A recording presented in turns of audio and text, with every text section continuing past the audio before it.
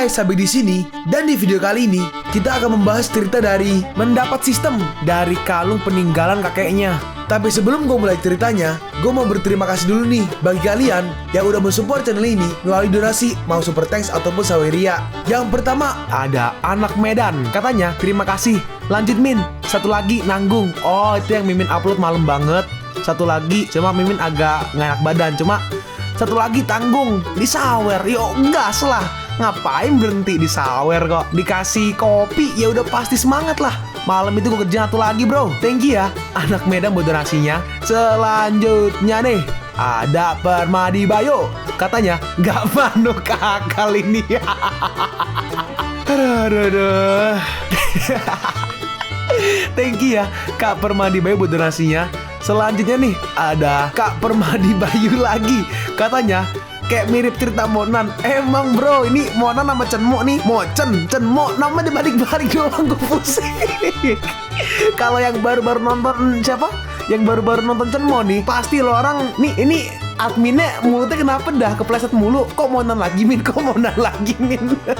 Kesatu, ceritanya mirip. Kedua, namanya mirip. Ketiga, abis ngejar Monan 59 episode. Hitung aja kalau per hari 3 video 69 episode, yang berarti 20 hari lah, 21 hari kurang lebihnya. Bayangin guys, 3 minggu full ngomong Monan. Ya pasti kebiasaan. Cuma ya sekarang udah gak Monan lagi kan. Paling ya, apa ya, paling ngomong Xiaoke jadi Chaofang.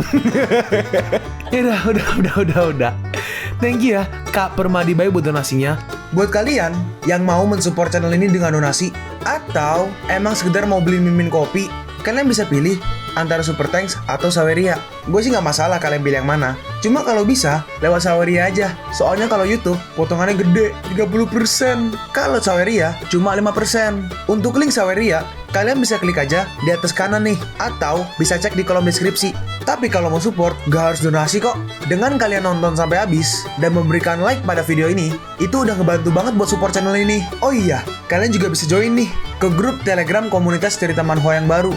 Untuk linknya, gue tampilin di layar ya. Tapi kalau malas ngetik, cek aja kolom deskripsi. Di sana, kalian bisa sharing nih topik seputar manhwa dan kawan-kawan, dan juga ketemu teman baru. Kalau mau info terbaru dari Mimin, misalnya upload kapan atau misalnya ada telat upload, Mimin pasti akan langsung infokan di Telegram.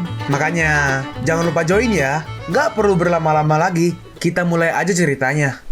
Halo guys, Sabik di sini, dan sebelum mulai ceritanya, gue mau ngumumin nih kalau Mimin sekarang ngadain giveaway. Mimin mau giveaway satu buah HP baru saat nanti udah menyentuh 50.000 subscriber. Untuk ikut atau berpartisipasi ada beberapa syaratnya nih, tapi simple banget. Syarat dan ketentuannya kalian bisa lihat nih di Instagram Mimin. Instagram Mimin tuh nih, Mimin tulis nih HP Sabik 12, atau kalian bisa lihat aja nih di link di deskripsi, udah Mimin cantumin di bawah. Di Instagram Mimin itu ada postingan dengan logo cerita manhwa. Nah di sana kalian bisa lihat tuh syarat dan ketentuannya. Gak susah kok, syaratnya simple banget. Gak pakai ribet, gak pakai susah. 2 menit selesai. Pemenangnya akan Mimin umumin saat udah menyentuh 50.000 subscriber. Tunggu apa lagi? Makanya yuk buruan subscribe biar cepet-cepet giveaway-nya. Nanti bakal ada giveaway terus kok, tenang aja. Oke segitu aja, kita lanjut ke ceritanya. Dokter, ada pasien darurat di luar, sebaiknya kau tangani dengan cepat. Terus si Charon ngasih kode nih ke si dokter. Si dokter berkata, oke, biarkan dia tunggu sebentar. Aku akan kesana segera. Lalu 10 menit kemudian, kau harus selamat, Yu Chao. Woi, di mana dokternya? Kenapa lama banget? Kondisinya darurat. Sabar, mungkin dokternya sedang sibuk. Kalau nggak segera ditangani, kau akan kehabisan darah. Biar aku yang panggil dokternya. Lalu dokternya akhirnya muncul nih. Buru-buru banget. Kenapa kau nggak bisa aja sabar sebentar sih? Brengsek, tolong dia atur operasi sesegera mungkin. Sepertinya ini udah terlambat. Butuh waktu, jangan banyak bacot. Oke, bisa diatur. Terus si dokter kasih uang sama Xiaoke tuh. Hah, ini luka tembak? Iya, tubuh nggak akan bertahan lama jika peluru masih berada di tubuhnya. Tolong lakukan secepat mungkin. Si dokter berkata nih, untuk luka tembak kau harus lapor ke polisi. Operasi hanya bisa dilakukan setelah ada laporan dari kepolisian. Bah, bajingan, aku muak dengan semua alasanmu. Si dokter ditendang. Hah? Apa kau masih belum kapok? Si Dragon berkata, kau main hajar aja. Kalau udah begini, siapa yang akan melakukan operasi? Kau main hajar aja. Kalau begini, siapa yang akan melakukan operasi? Maaf, aku hilaf. Lalu Syokol langsung berdiri nih. Gak masalah, kita pindah rumah sakit. Si dokter berdiri nih, mau kabur. Jangan harap. Security. Aku udah gak tahan lagi. Lalu tiba-tiba Adam berkata nih, hentikan. Berani kalian membuat masalah di rumah sakit Chiang Cheng. Siapa yang menyuruhmu? Kau datang tepat waktu. Ternyata itu si dokter Sha ya? Ya, dokter Sha yang datang. Si dokter Lin Pin berkata, gue ingetnya Upin. Lin Pin berkata, mereka adalah sekelompok bandit. Pasien terluka tembak misterius. Saat aku periksa, mereka malah memukulku. Dalam hati dokter Sha, bukankah dia adalah dokter Xiao? Lin Pin berkata, hidupmu akan berakhir di sini. Ketua kita punya reputasi baik di Chiang Cheng. Berani berulah di sini, kau bisa mati. Lalu si dokter berkata nih, selamat datang di rumah sakit kami, Tuan Xiao. Dokter Xia memberi hormat kepadanya. Apa aku nggak salah lihat? Dan dokter yang ini nih, yang di sebelah kirinya si dokter Xia, dia adalah Leng Qingsui. Hidup pasien dipertaruhkan. Aku sudah nggak punya waktu lagi. Kau nggak segera melakukan operasi pada pasien darurat. Maaf, aku terpaksa harus pindah rumah sakit. Lipin, dokter itu harus siap membantu. Kau nggak punya etika dan nggak profesional. Kau nggak pantas menjadi dokter. Goblok. Leng Qingsui, kau adalah dokter bedah, persiapkan operasi ini. Oke, ikuti aku. Dan sekarang pergi ke ruang operasi nih. Qingsui berkata, anggota keluarga nggak boleh masuk. Lalu Xiao Ge ngeluarin botol of the city-nya nih. Oleskan satu botol ini untuk lukanya, agar lukanya cepat sembuh. Masih ada satu botol lagi, ini untukmu. Kami nggak menerima suap. Xiao Ge merespon, ini hadiah bukan suap. Oke. Dalam hati si Qingsui, obat palsu dari dukun mana lagi ini? Sudahlah, biar dia senang aja. Dokter Xiao berkata, Tuan Xiao, aku benar-benar minta maaf atas kejadian hari ini. Selanjutnya, aku akan perbaiki etika medis di rumah sakit ini. Xiao Ge merespon, kau nggak bersalah. Lalu si dokter Xia berlutut nih, kau telah berjasa dalam hidupku. Andai aja aku bisa menjadi muridmu, aku akan menjadi orang yang paling beruntung. Xiao Ge berkata, mencuri, tetaplah mencuri. Selanjutnya, apalagi yang kau inginkan dariku? Si dokter Xia memohon nih, berikan aku obat legendarismu Tuan. Kalau kau mengabulkannya, aku akan melayanimu sepanjang hidupku. Hidupmu tinggal berapa hari lagi? Ya, nggak banyak. Mulai hari ini, guru adalah presiden kehormatan rumah sakit Chiang Cheng. Terus obatnya dikasih nih. Kau adalah orang baik dan tulus. Terima kasih guru. Aku nggak menyangka bisa melihat obat legendaris ini dalam hidupku. Aku nggak akan mati penasaran lagi. Xiao Ge berkata, siapkan kamar pasien terbaik. Siap guru. Dan dikasih nih kamar VIP. Idih. Nah, di sini di keesokan harinya nih, ternyata Yu Chao udah sembuh. Yu Chao berkata, luar biasa. Berkat obatmu, aku benar-benar bisa pulih. Xiao Ge berkata, ini berkat operasi dari dokter Leng. Kau harus berterima kasih padanya. Lalu Xiao Ge, biar kulihat bagaimana lukamu. Hei, singkirkan tanganmu. Nah, bagus. Udah pulih dengan baik. Dalam hati Xiao Ge, enak sekali. Hei, brengsek. Cari untung dalam kesempitan. Dasar. Oh ya, BTW, apa kau tahu siapa pembunuh kemarin? Dia yang ribut denganku saat beli anggur. Mungkin dia dendam denganku. Tapi jangan khawatir, aku akan balas dendam untukmu. Loh, tunggu. Terakhir kali dia menyebut namamu. Itu berarti dia tahu identitas tentang dirimu. Aku rasa kalau hanya sekedar dendam saat beli anggur, tentu dia nggak mungkin tahu identitasmu. Oh iya, benar. Aku bahkan nggak menyebutkan namaku saat ribut dengannya waktu itu. Ini pembunuh bayaran. Oke. Aku udah tahu itu siapa. Jangan kemana-mana. Aku akan membelikanmu jeruk. Dan Xiao Ge pun keluar nih. Lalu Xiao Ge mendapat telepon nih. Orang itu berkata, aku menduga pembunuh itu adalah suruhan Cao Si. Xiao Ge berkata nih, kalau begitu berarti dia ada di kamar VIP sebelah. Bukankah ini adalah sebuah kebetulan? Kita melihat nih Qingsui, kamar 801. Waktunya untuk suntikan. Kita melihat nih Sharon. Dokter, awas. Plak, dipukul tangannya Sharon. Apa-apaan kau ini? Jangan main-main, atau aku akan panggil security. Lalu si Sharon sama si Ketua Lu apa Ketua Li ya? Ketua Lu. Oke, Tuan Lu. Si wakil presiden Lu berkata, dokter cantik, aku takut kau nggak tahu siapa tua muda itu. Dia adalah saudara keempat dari keluarga Cao. Jadi nggak ada gunanya kau panggil keamanan. Nah, mereka menghadang ini. Minggir, tua muda keempat. Sepertinya kau beruntung kali ini. Lalu si Qingsui mengambil suntikan nih. Berisik, aku juga akan menyuntikmu kalau kau nggak mau diam. Kalau kau berani singgung keluarga Cao, jangan harap kau bisa hidup tenang di Chiang Cheng. Kau hanya punya satu pilihan, berbaring di tempat tidur. Dokter cantik, ayo lakukan. Kalau kau berani, akan ku coba. Dan ternyata ditusuk beneran sama si Qingsui.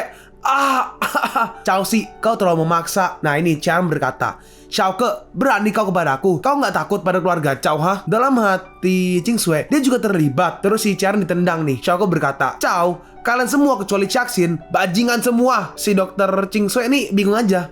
Caxin. Xiao Ge melanjutkan nih. Lihat aja, kau akan menerima akibatnya.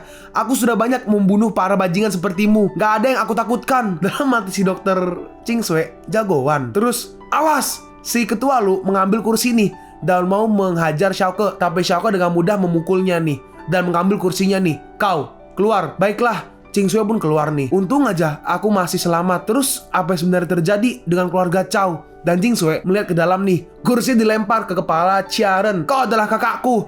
Seharusnya kau tahu bagaimana cara menghormati orang lain. Nah nih, bekas pecahan kursinya diambil lagi nama Xiaoke nih. Apa benar kau yang menyewa pembunuh? Katakan di mana dia tinggal. Baiklah, aku akan jawab jujur. Dia yang menyewa pembunuh. Aku nggak tahu apa-apa soal itu. Dia tinggal di 28 Tong Tiao Hutong. Terus dia diajar habis-habisan sama si Xiaoke. Fuck, terus-terusan tuh pakai tongkat tadi tuh. Chow Si, bagaimanapun kau adalah kakak iparku. Jadi aku masih memberimu kesempatan untuk hidup. Tapi ini adalah kesempatanmu untuk yang terakhir kalinya. Kalau kau ulangi lagi, jangan salahkan aku kalau terjadi apa-apa denganmu. Ampun. Dan Xiaoke pun pergi nih. Bos, gimana? Xiaoke berkata, antar Chow Si kembali ke keluarga Chow. Dia adalah anggota Yu Ching Cheng dan meninggalkannya untuk memecahkan masalah sendiri. Jika dia nggak bisa pecahkan masalah, maka dia nggak layak untuk bekerja sama. Ching Sui berkata, Tuan Chow, terima kasih telah menyelamatkanku. Xiaoke merespon nih. Terus gimana? Apa kau mau mengundangku untuk makan malam? Iya, sorry, nggak ada waktu. Lain kali aja. Lain kali. Dan Xiaoke pun pergi nih. Kita melihat nih, Xiaoke dan kawan-kawan pergi ke parkiran. Xiaoke berkata, kalian jaga dan awasi. Aku mau makan dulu. Xiaoke pergi ke... makan nih di sebuah restoran. Makan mie. Ya, makan mie. Mungkin lamian mungkin. Gak lama setelah itu, kita melihat nih, ada Bentley warna ungu. Kita lihat yang nyetir nih, rambutnya putih tuh. Tapi diberhentiin polisi mungkin karena ngebut. Si polisi udah pastilah yang cewek lah, siapa lagi. Dia berkata, Anda diduga kebut-kebutan di jalan. Tolong tunjukkan surat dan SIM Anda. Yang nyetir berkata, matamu buta. Kau gak lihat ini mobil Bentley, Si polisi membalas, gak ada urusan apa mobilmu. Kau harus patuh terhadap aturan lalu lintas. Terus pintu mobilnya dipegang tuh. Tapi dengan cepat mobilnya langsung digas dan dia langsung pergi. Persetan dengan aturan. Di Changcheng gak ada yang berani menilangku. Lihat aja nasibmu ke depan. Berhenti, kau itu melanggar. Kenapa polisi wanita itu berani sekali? Terus tiba-tiba Xiaoke ngilang nih. Loh, di mana orang yang makan di sini? Kita melihat, ternyata Xiaoke naik mobilnya nih dan langsung menghadang Bentley si orang ini. Brengsek, ngapain? Pergi kau! Si polisi hampir terjatuh. Nggak sih, terjatuh beneran. Dan Xiaoke muncul nih, udah kayak pahlawan kesiangan aja. Kau nggak apa-apa, kau butuh ambulans. Loh, petugas Fang, Xiaoke dan namanya petugas Fang. Oke. Si petugas Fang dibantu berdiri nih. Kenapa kau ada di Changcheng? Bukankah kau polisi kriminal di Haicheng? Kenapa sekarang jadi polisi lalu lintas di Changcheng? Ya begitulah, aku dipindah tugaskan. Lalu tiba-tiba orang yang tadi turun tuh. Brengsek, apa kalian berdua ingin mati? Terutama kau, berani yang memeriksa aku. Percaya atau enggak, aku akan membuat perhitungan denganmu setiap menit. Apa kau punya pengacara? Pengacara? Ketahuilah, di Changcheng akulah yang berkuasa. Keluargaku orang nomor 1 di sini. Dia ingin memukul nih, tapi ditahan oleh Xiaoke. Beraninya dengan perempuan. Bangs. Terus tangannya kayak dipatahin tuh. Kau patahkan tanganku. Apa kau nggak tahu siapa aku, Itu nggak sebanding dengan apa yang kau lakukan. Terus dia mengambil teleponnya nih. Apa boleh aku panggil seseorang? Terserah. Nah, dia menelpon seseorang, sedangkan Xiaoke kayaknya mau merawat luka dari petugas Fang. Xiaoke berkata, luka memarmu terlalu serius. Aku akan mengobatinya. Nggak usah, aku bisa sendiri. Xiaoke berkata, lenganmu juga, biarkan aku aja. Lalu Xiaoke mengeluarkan botolnya nih seperti biasa. Petugas Fang berkata, itu obat Love the City. Apa yang akan kau lakukan? Tentu kau nggak akan berikan itu untukku kan?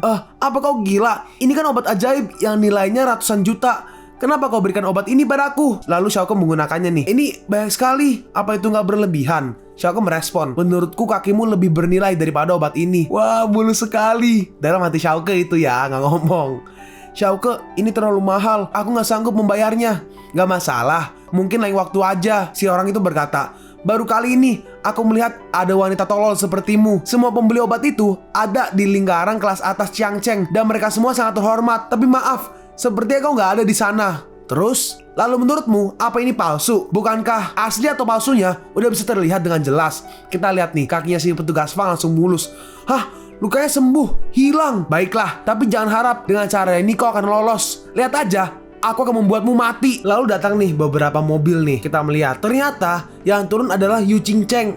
Jadi kenalan Yu Ching Cheng. Si orang itu berkata, kakak, kau harus beri orang ini pelajaran. Tanganku patah. Oke, ini baru dikenalin nih. Namanya Yu Ching Chow, adik dari Yu Ching Cheng. Di Changcheng gak ada yang berani berurusan dengan adikku. Sepertinya kau udah bosan hidup. Hah, kau bisa galak juga? Hah? Xiaoke, kakak, kau kenal? Ini adikku, Yu Qingzhou. Ada masalah apa dengan kalian berdua? Nggak ada, hanya saja adikmu menyeret polisi lalu lintas. Akibatnya aku patahkan lengannya. Kakak, aku nggak peduli. Pokoknya, kau harus kirim dia ke penjara. Lalu si petugas Wong maju nih. Kau nggak salah. Kalau kau berani menuntut Xiaoke, aku akan menuntutmu karena telah menyerang polisi. Polisi lalu lintas kecil.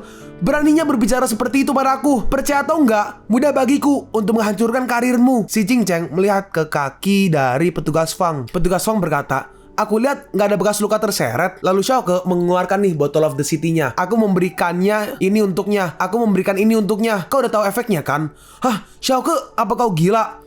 Aku udah melihat videomu kemarin dan aku merasa bersalah. Tapi kalau kau masih marah kepadaku, bukan seperti ini caranya. Kau pikir aku balas dendam? Kakak, jangan terlalu banyak bicara dengan mereka. Suruh orang-orang kita untuk mematahkan kakinya. Lalu Xiaoke maju nih. Xiaoke, jangan main-main. Dan Xiaoke langsung menghajar si Qingzhou nih. Xiaoke berkata, kau telah berurusan dengan orang yang salah. Hah, dia berani sekali. Kakak, tolong aku. Xiaoke, hentikan. Kau bahkan gak menghiraukanku sekalipun. Aku rasa dia gak salah telah mengundang keluarga Yu datang ke sini. Karena justru ini adalah akhir dari hidupnya. Dan ini adalah saat yang tepat untuk membunuh orang di jalanan. Kau pikir jangan-jangan milik keluargamu, ha? Kakak, tolong aku. Xiaoke, hentikan. Keparat ini gak bisa dibiarkan hidup. Lalu Xiaoke menginjak kakinya nih. Dan Xiaoke mematahkannya. Dan akhirnya Xiaoke pun nyantai nih. Dia ngambil sigar dan rokok gitu kan. Dan Qingcheng menghampiri Qingzhou. Sekarang aku udah lega. Bubar, kau ikuti aku. Oke. Tapi Xiaoke dihadang nih oleh bodyguard dari Qingcheng. Dalam hati petugas Fang, akankah kita bisa pergi sekarang? Aku takut akan ada pertempuran sengit lagi. Bodyguard-bodyguardnya bersiap untuk bertarung nih. Tapi si Qingcheng berkata, kalian diam, biarkan mereka pergi. Dan mereka berdua pun pergi nih. Kakak, dia telah mematahkan tangan dan kakiku. Kenapa kau biarkan dia pergi begitu aja? Qingcheng membalas, dengar, di Jiangcheng kau bisa berurusan dengan siapapun, tapi jangan pernah berurusan dengannya. Sekarang kita pergi nih di rumah sakit Jiangcheng. Ternyata si Qingcheng menghampiri kamar dari si wakil presiden dan juga Xia Ren. Ya, aku bisa jelaskan. Yu Qingcheng bertanya, di mana Cao Qiaren? Si wakil presiden menjawab nih, dia diantar pulang ke keluarga Cao. Si bodyguard berkata, bagaimana dengan wakil presiden lu? Yu, aku salah. Beri aku kesempatan lagi. Cenciang. Qingcheng pun pergi nih. Cao Qiaren, beraninya kau berkelompok melawanku. Aku akan membuat perhitungan denganmu. Nah, Qingcheng pergi nih ke suatu tempat dan dia menceritakan apa yang terjadi. Itulah yang terjadi dan bukti videonya ada di sini. Sungguh gak diduga. Orang ini nih adalah Huang Xia Ta Xiao Yi Huang Kui. Gua nggak tahu itu yang mana namanya. Mimin tahu namanya Huang, tapi Mimin nggak tahu nih Huang yang Huang Xia atau Yi Huang Kui. Harusnya sih Huang Xia ya. Cuma Mimin sekarang panggil Huang dulu deh. Huang berkata, aku emang mendengar bahwa Cao Qiaren adalah orang yang kejam, tapi aku nggak menyangka dia menjadi seperti binatang. Aku benar-benar malu padamu. Niatku membantu malah jadi sebaliknya. Qingcheng merespon, gak apa-apa. Aku mengerti gak akan ada yang bisa memecahkan hubungan baik keluarga kita. Qingcheng keluar nih. Huang berkata, Nona Yu, kau baik sekali, tapi keluarga Huang sendiri gak akan pernah tinggal diam melihat ini. Aku pastikan Nona Yu gak akan kecewa. Lalu si Huang melaporkan nih ke seseorang. Perang, gelas dipecahin tuh. Benar, orang itu berkata, benar-benar binatang. Batalkan acara pernikahan Cimei dan Cao Qiaren, serta putuskan semua kerjasama dengan keluarga Cao, terutama untuk proyek Xishan. Baik, kakek, kalau kau butuh bukti, lihatlah videonya. Bawa pergi, aku takut mataku kotor melihatnya. Si Huang berkata nih, oh iya, aku melihat ada seseorang yang mirip dengan Raja Jade yang kau sebutkan waktu itu. Apa? Cepat, putar videonya. Kakek, apa itu benar dia? Dilihat nih, Qiaren ditonjok di sini nih. Aku nggak menyangka dia datang ke Jiangcheng. Orang tua ini nih adalah Huang Tiancheng. Sekarang kita pergi nih ke La Ferrari-nya Xiaoke. Si petugas Fang berkata, kenapa mereka nggak mau menghentikanmu? Xiaoke menjawab, Yu Qingcheng sangat ambisius dan aku bertanggung jawab atas ambisinya. Oh ya, ini untukmu. Kau bisa gunakan saat kau butuhkan dalam pekerjaanmu. Enggak, itu terlalu mahal. Ini hanya hadiah kecil dariku. Terus itu botolnya dilempar. Ini obat ajaib ratusan juta. Hanya dia kecil. Kau nggak sedang menyukaiku kan? BTW, kau sekarang adalah polisi lalu lintas. Apakah Cao Cia membiarkan kau melakukannya? Aku rasa dia pergi ke kantor inspektur untuk melaporkan aku mati. Kau menyalahkanku karena telah menurunkan pangkatmu. Enggak, aku nggak menyalahkanmu. Hanya saja aku belum puas. Mereka pergi nih ke suatu tempat. Petugas Wang bertanya, kenapa kau membawaku ke sini? Ini hadiah untukmu. Piwit! muncul nih si Tiger. Waduh, lompat tinggi banget. Aku mencurigai sesuatu di rumah sakit. Kau bisa melihatnya sendiri nanti. Kami hanya takut dia melepaskan tembakan secara diam-diam. Karena nggak mudah untuk masuk dan membawanya keluar. Nah ini, bos, kau sangat jenius. Kita melihat nih, ternyata Xiao Ke ngeluarin bom nih. Hah, ini adalah. Dan dengan cepat orang itu langsung keluar. Siapa yang berani melawanku? Lalu tiba-tiba ada 2 lasso yang mengikat tangan dari orang itu, dan pistolnya pun lepas. Nah, beres. Setelah terikat, kita melihat nih si beruang kita maju. Rasakan ini. Dan dia diinjek ke tanah. Xiao Ke berkata, ini yang ku maksud dengan hadiah untukmu. Petugas Wang bertanya, hah? Mereka semua udah berubah? Oh nih, baru disebut namanya nih. Chow Lun adalah pembunuh terkenal di Chang'an dan Changpei. Merupakan pekerjaan berat untuk menangkapnya. Xiao Ke berkata, apa kau udah siap untuk kembali ke pekerjaan lamamu? Petugas Wang bertanya, apa maksudmu? Nggak apa. Lalu mereka pun pergi nih. Dan si petugas Wang ditinggalkan nih bareng sama si penjahat. Jadi mereka meninggalkan mereka berdua. Lalu si petugas Wang membawa si Chow Lun ke kantor polisi. Kita melihat nih, ini si kepala yang depan nih. Si kepala kepala ayam kali. Si kepala berkata, gak heran bahwa Long Lao sangat merekomendasikanmu. Ternyata kau sangat hebat. Petugas Wang merespon, maaf pak, pada kenyataannya bukan aku yang menangkap orang ini. Si kepala membalas, Xiao Fang, aku tahu kebiasaan orang hebat adalah selalu merendah. Pak, aku tidak. Mulai hari ini, kau masih kapten investigasi kriminal. Kau nggak bisa memungkiri kehebatanmu. Dalam hati petugas Wang, ini aku berhutang pada Xiao Ke. Sekarang kita pergi nih ke rumah sakit Changcheng. Di ruang ganti perempuan nih. Ching Sui berkata, akhirnya sudah waktunya untuk pulang kerja. Dan Ching Sui mengambil botol yang tadi dikasih Xiao Ke tuh, yang botol obat tuh. Temannya berkata, si suster, Dokter Leng, dari mana kau dapatkan itu? Aku diberi keluarga pasien semalam. Mustahil. Menurut yang aku tahu, itu adalah barang langka. Harganya sekitar 400 juta. Hah? Apakah ini Love the City yang legendaris itu? Si suster berkata, hehehe, aku menduga sih, barang ini pasti dari pacarmu. Sebagai bukti bahwa cinta kalian gak akan pernah mati. Dalam hati Ching Sui, aku gak menyangka bahwa dia ternyata memberiku barang berharga. Aku kembalikan aja. Kalian pun sampai di penghujung video ini.